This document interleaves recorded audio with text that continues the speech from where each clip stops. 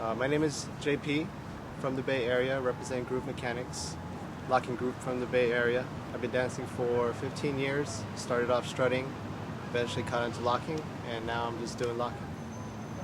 I was in Rock Forest basically from 1996 to 2001, 2002.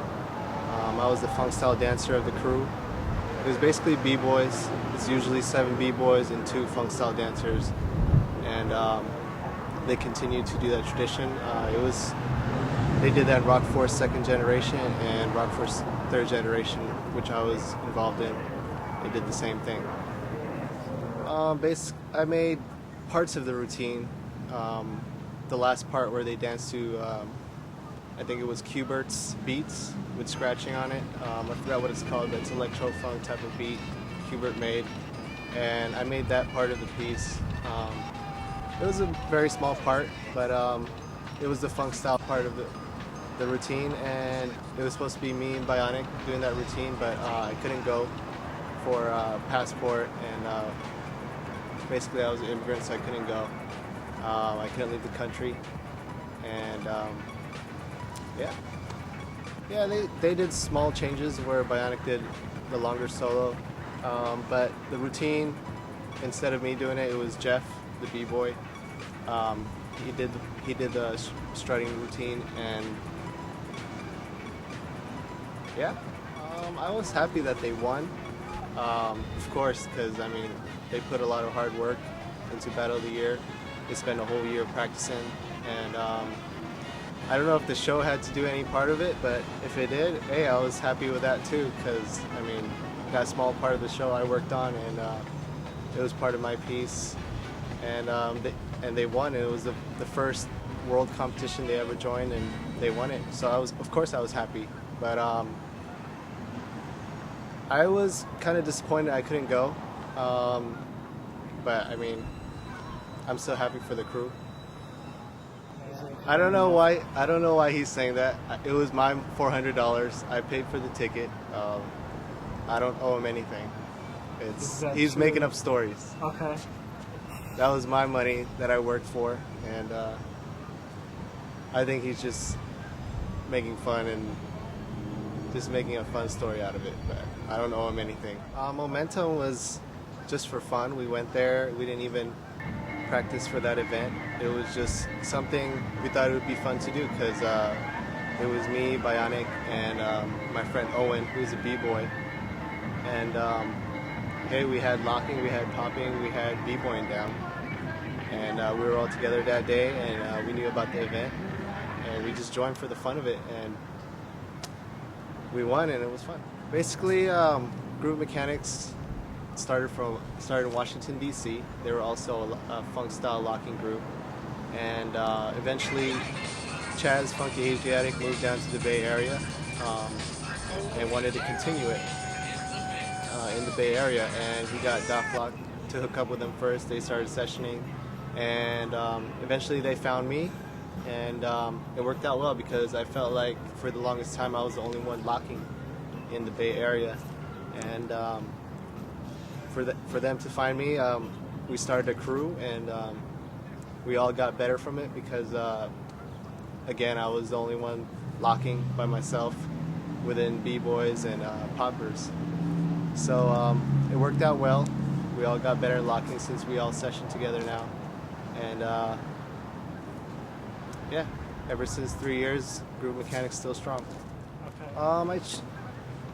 Because I mean, locking was the dance I did, and Rock Forest was mainly a b-boy crew, and ever since they started doing international competitions, they wanted the b-boys battling other b-boys, Rock Forest b-boys versus other b-boys, and I felt like, you know, that's really not doing anything for me, so I wanted to join a locking group, and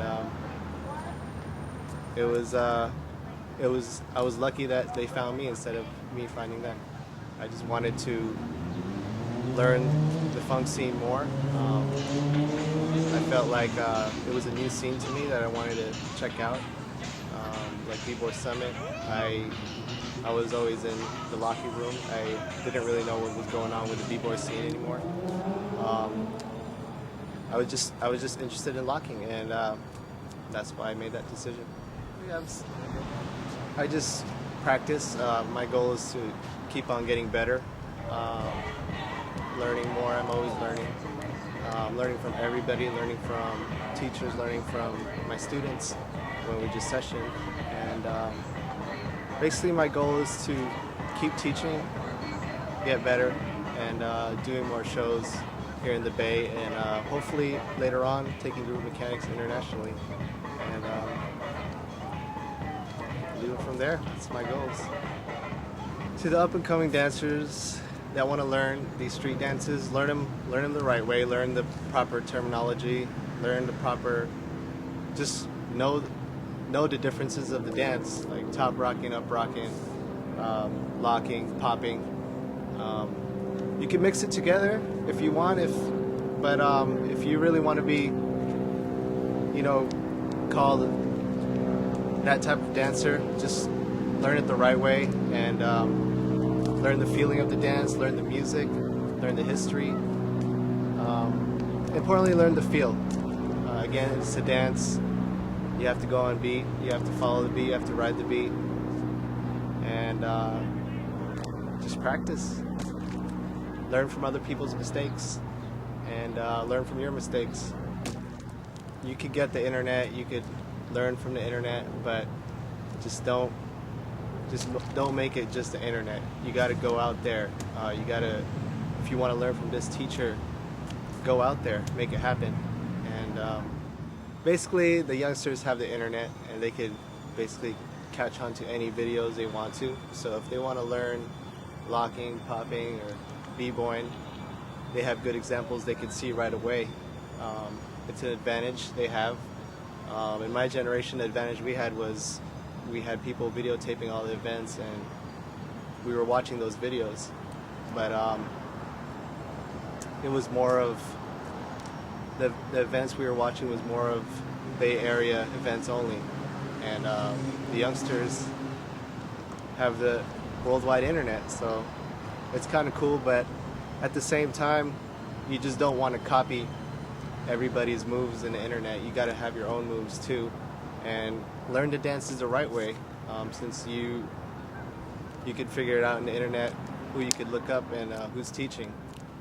Learn the right way, and after you learn it the right way, you know all the vocab and history.